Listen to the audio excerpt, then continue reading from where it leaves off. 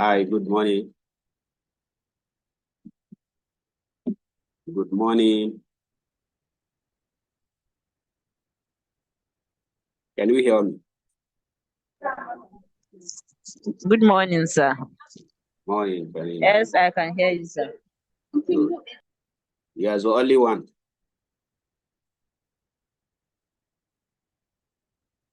I can only see you.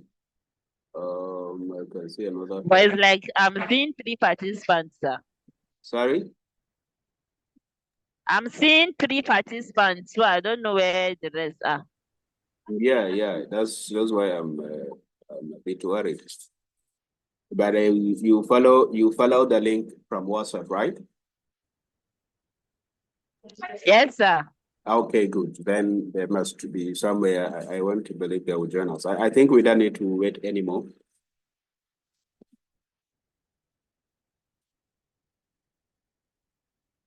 Yes. So can we start? Okay, sir. No. Okay. Today we're going to continue from Module 2, Chemistry of Nutrient, study session 3, water, acid, bases, and buffer. And in this study session, we are going to discuss basically on the properties of water, biological importance of water, and then acid, base, buffer. How can we do some calculation, or how can we prepare a buffer, and to what significance is buffer in the biological system? So this is basically what we'll be discussing. Please, you have to pay attention and follow me, so that we're having some little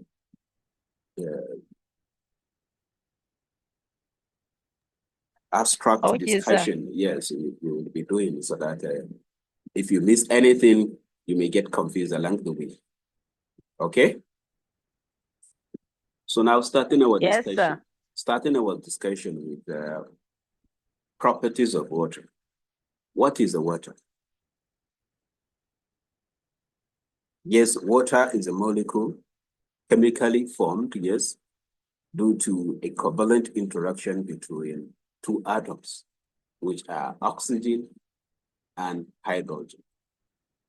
We said what type of interaction? We said a covalent interaction. And how does covalent bond is formed?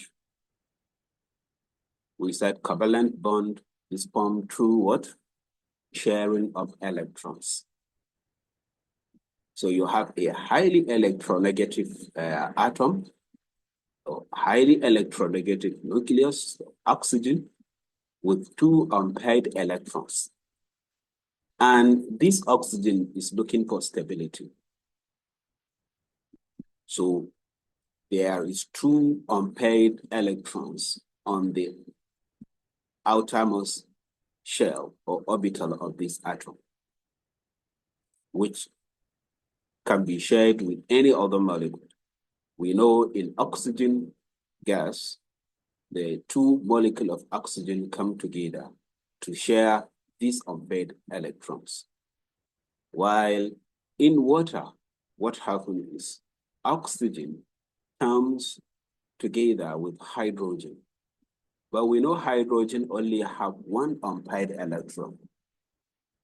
So one hydrogen will share the unpaired electron with oxygen, so that oxygen at least needs two unpaired electrons to be two electrons to pair with the two unpaired electrons, so that to ascertain or to obtain stability, to reach stability. And hydrogen only need one. So hydrogen pairing with one electron of oxygen will acquire two electrons. And the two electrons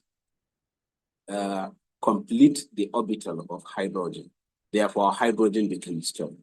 Therefore, for oxygen to be stable, it has to also share the unshared one electron with another hydrogen to obtain stability. So basically what we are trying to say is oxygen covalently bind or shed the two unpaired electrons with two atoms of hydrogen.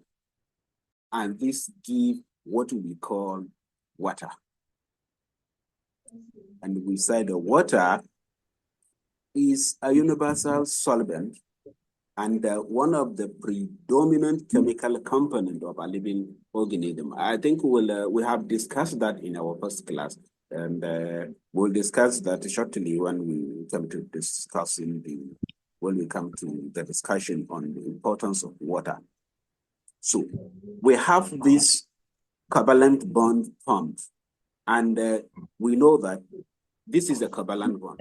And the energy of bond is almost about 470 kilojoule per mole, because we'll be talking about hydrogen bond, hydrogen bond, hydrogen bond.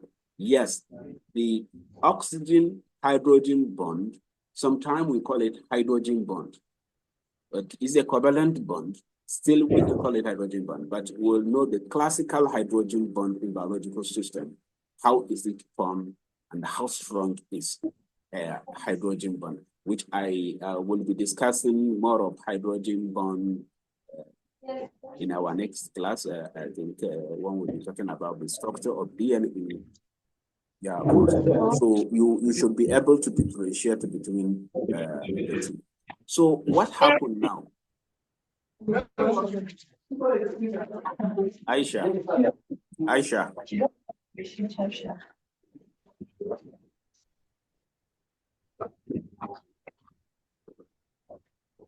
Aisha. Sir? Can you unmute yourself? There is some noise coming out from your side. Okay, sir. Sorry, sir. You're welcome. Okay, so now let's look at what are formed between a highly electronegative atom, oxygen, and let's say a partially electropositive atom, hydrogen. But there is one thing with a highly electronegative compound. A highly electronegative compound, they too love electrons. They too like electrons.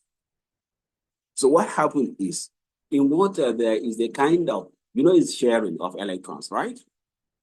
So it is sharing, and the sharing is supposed to be equally sharing.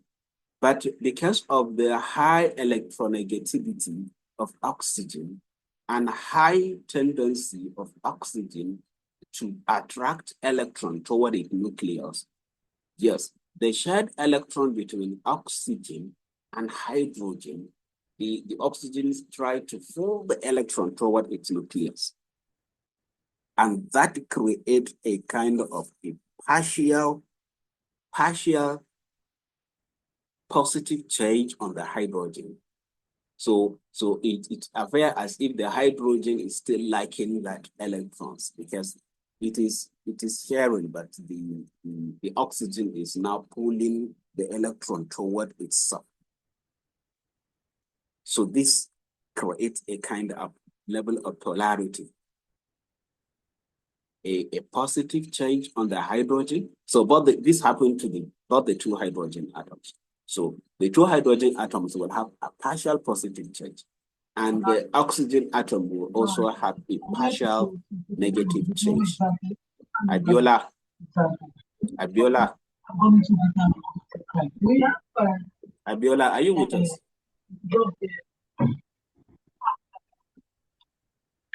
Abiola, are you with us?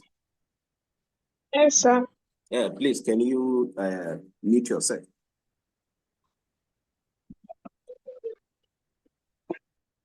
Good. Okay. So we have this partial positive charge on hydrogen and a partial positive and negative charge on oxygen. And this is what we call a dipole. So this is what happened in a molecule of water? Well, remember, we have a water in a container. There are a lot of these molecules together. So let's just look at this water molecule as one molecule. As it is like this, it exists in gaseous state. It's just a gas, or water vapor rather, water vapor. But when you have a lot of these water molecules, you can have, for example, let's look at the two water molecules in one place. This partial positive charge on hydrogen can form a kind of a bond with the partial negative charge on oxygen of another water molecule. It forms a kind of hydrogen bond. But this is basically based on the dipole-dipole attraction, based on the electrostatic interaction between the two. Class, are we together? Yes, sir. Yes, sir. Good. So when we have this interaction with hydrogen, will interact with another oxygen of another molecule, the other hydrogen will also do the same thing. The oxygen also, because it has this two partial negative charge, it can also interact with another hydrogen from another water molecule. And this leads to formation of this network of a dipole-dipole interaction or dipole-dipole attraction. This is what keeps the water molecule together in a liquid form. But if these hydrogen bonds were to be broken, the water will escape in form of water vapor. Is that clear? So, when we look at this bond, I've already explained that the oxygen-hydrogen covalent bond is about 470 kilojoules per mole in terms of the kind of the bond, the energy. And this hydrogen bond, which formed as a result of electrostatic interaction, is just a very weak bond, just 23 kilojoules per mole. Now, just look at the difference. Do not the difference. Now, the second thing is, when we look at the structure of the water here, the first one, you will see that, yes, there is two partial positive charge and two partial negative charge. We simply says that this water molecule can equally interact with 4 other atoms or 4 other water molecules. The hydrogen, the positive charge on the first hydrogen can interact with another oxygen of another water molecule. So also the second hydrogen atom. So also the oxygen negative charge, the 2 negative charge can interact with 2 other hydrogen atom of another water molecule. Is that clear? So it can form interaction with 4 other water molecules. Is that clear? Yes, sir. So at room temperature, the water molecule does not form this complete interaction with 4 other water molecules. This is simply because of the entropy or the temperature is not all the kinetic energy of the water molecule, of the environment. We did not allow the stability. The water molecules are not stable because, water molecule at room temperature, there's a level of energy in terms of the temperature is at least 25 degrees. So there is a level of entropy, the level of randomness,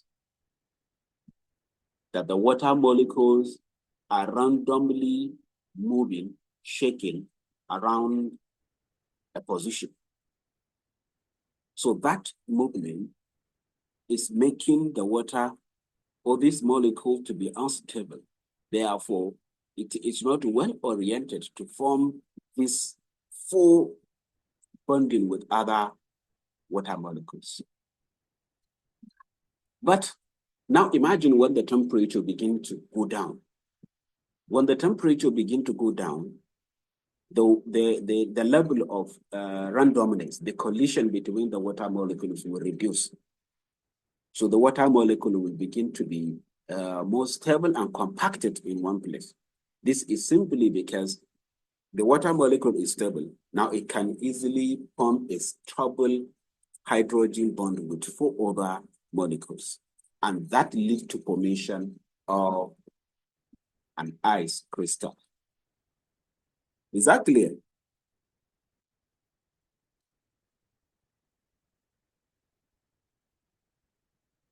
Are we together? It's not clear. Sir, please take it again. Okay. Okay. So at least we've explained, we understand that the water molecule can polarize due to this electronegativity of oxygen, leading to formation of a two partial positive on hydrogen and two partial negative on oxygen atom, right? Right? Yes, sir. Yes, sir. Yes. And we said that these molecules can equally interact with another, or these atoms can equally interact with another atoms in another water molecule. Yes? Because this partial positive and partial negative on a water molecule also the same thing happened in another neighboring water molecule. So just imagine all the water molecules have this partial positive and partial negative, right? So partial positive of hydrogen, and you have another molecule with partial negative oxygen. They can form a bond. Even though the bond is called hydrogen bond, it's not strong because the interaction is more or less an electrostatic interaction. So now we said, since we have the two partial positive and two partial negative, making them polar, then water molecule can form a partial hydrogen bond or a weak hydrogen bond with about 4 water molecules. Is that clear? Yes, sir. Yes, sir. Yes. So now, at room temperature, the temperature is around 25 degrees. Of course, there is a level of heat energy, right? Because of the level of heat energy, this water is not stable. Therefore, it's at a random motion. Hello. This random motion of the water, making it unstable to form the full interaction with the 4 atoms of water, or 4 other molecules of water. Is that clear?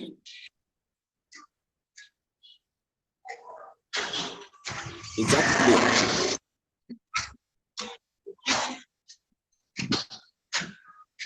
Delia. Is that clear?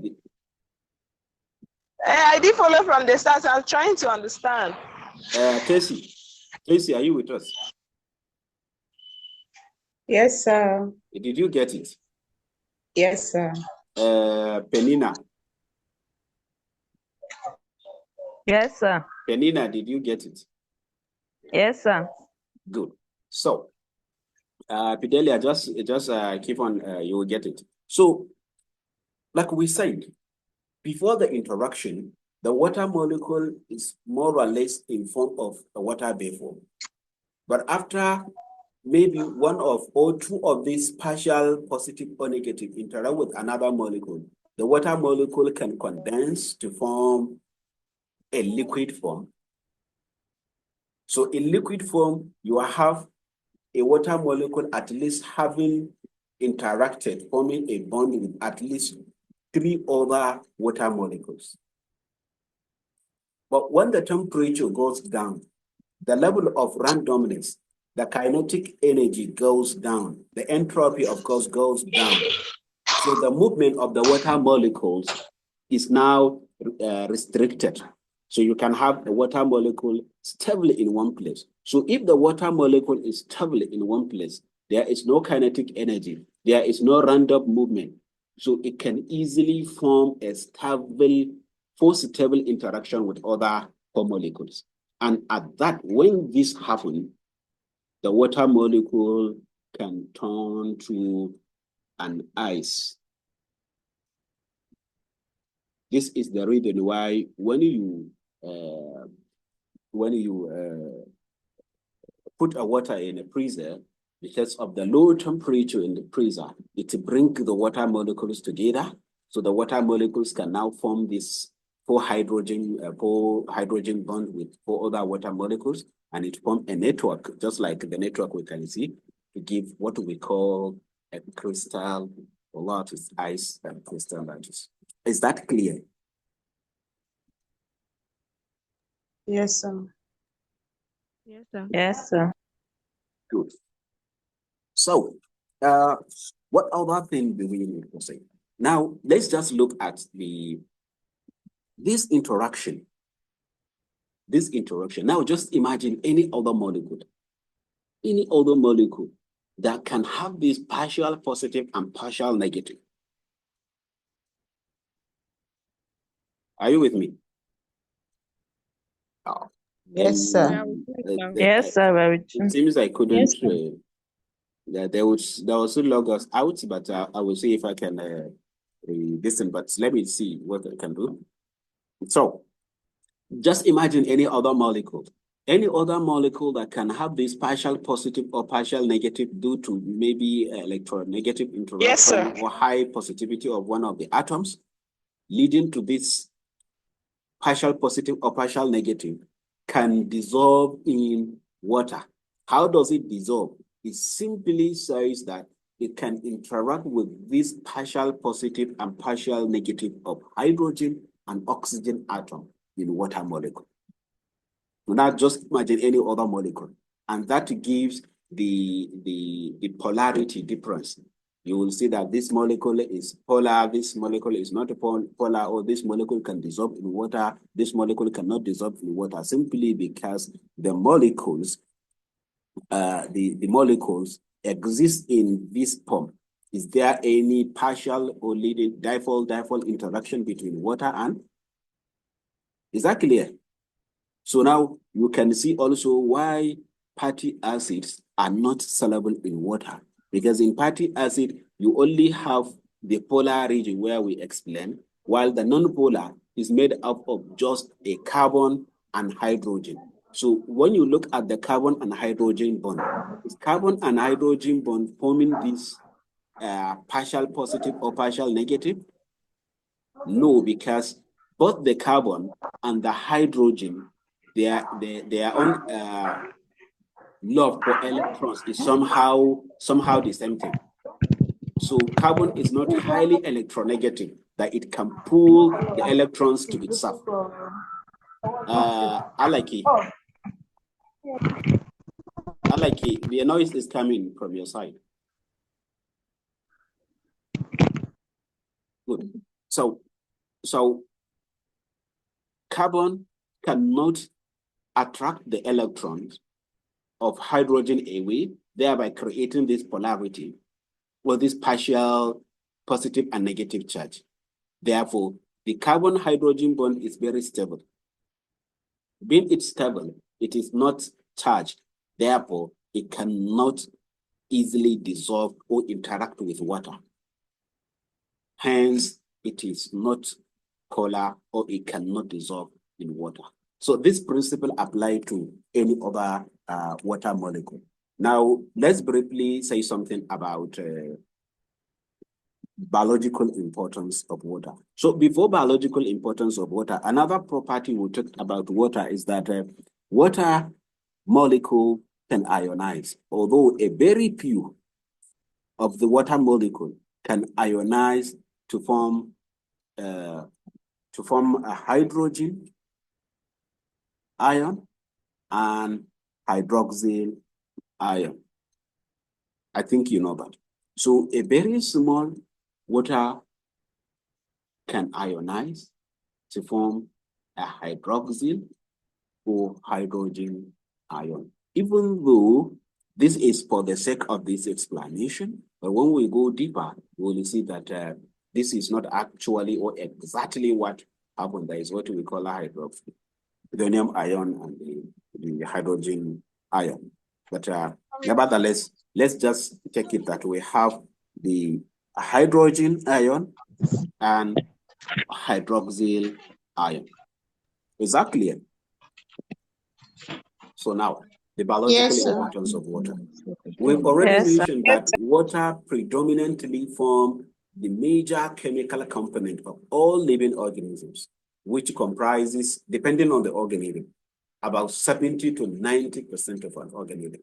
Remember in our introduction class where we talked about the composition in humans, in mammals rather, we talked about 62% is water, or for example, a human being, where we say 16% is protein, 16% is fat, 1% is carbohydrate, 6% is minerals, which comprises of all these minerals element. When you go back to the lecture, I think you can see that. So water forms about 70 to 90. Now just imagine how important is water now based on this. Another important, we also say, water provides the aqueous environment for biochemical reaction to take place. Yes, of course, we'll talk about enzymes. We'll talk about how chemical reaction takes place. We said a biochemical reaction takes place with the help of an enzyme. How does the enzyme help a biochemical reaction to take place? What role does water plays in terms of bringing the reactants together within the active side of an enzyme, leading to formation of products? So in the absence of water, the two cannot even come. So first of all, the water gives the vehicle. The two molecules dissolved in it, interact with it, and we'll mention the mechanism of the interaction. This same mechanism of interactions made it possible by bringing the two reactants together, thereby facilitating the formation of the product. We also say that the water provides an enabling environment for the macromolecule to achieve a stable structure. This I will also give an example of formation of double helix of a DNA molecule, which we will discuss, I think, next week will be part of our discussion, where we've already seen how we have a nucleotide sequence and how does the two nucleotide sequence come together to form a double stranded DNA. Remember, we say DNA and RNA. RNA is a single sequence or single strand, while DNA is double strand. So how the two single strands of DNA comes together to form a double strand? We'll see how that also facilitates in the formation of the double helix structure. We'll discuss that in a minute. So also in the case of proteins, we know they are sequence of amino acids. Just sequence of amino acids. Is that how they exist? You can have thousands of proteins in biological systems, and we said a sequence of amino acids. And this sequence, they cannot just be a sequence like a thread. No, they are folded. They are folded to form a particular conformation, a particular shape. How are they folded to form this particular shape? we'll see how water play important role in the holding and maintaining the structure of these macromolecules. Now, we will talk about the ionization of water. Yes, we mentioned that another property of water is that it ionizes. A very small amount of it can ionize to form hydrogen ion and oxygen ion. So both the concentration of the water molecule and this ionization product exist in equilibrium. So we can have the equilibrium expression. Before then, let me just explain that. The presence of these hydrogen ions and hydroxyl ions give the water what we call the ability to conduct electricity. Because yes, water is a conductor of electricity. I think we all know that. Yes? Yes, sir. I Yes. think it's the Yes. Yes, sir. So it conducts electricity just because of these ions that are there, the hydrogen and the hydroxyl ion. So just a few water molecules ionize to give this. So it had been there is no ionization of the water molecules, then there won't be ions in water molecules. So of course it will not conduct electricity. How the water conduct electricity is not part of what we're supposed to explain, but basically it's based on the mechanism we call proton hopping. For those of you that have this thing, they can find out what proton hopping is, how water or hydrogen atom sub electrons and pass the electrons to the neighboring water molecule until when this is how the electrons move through the water molecules without the, say, the hydrogen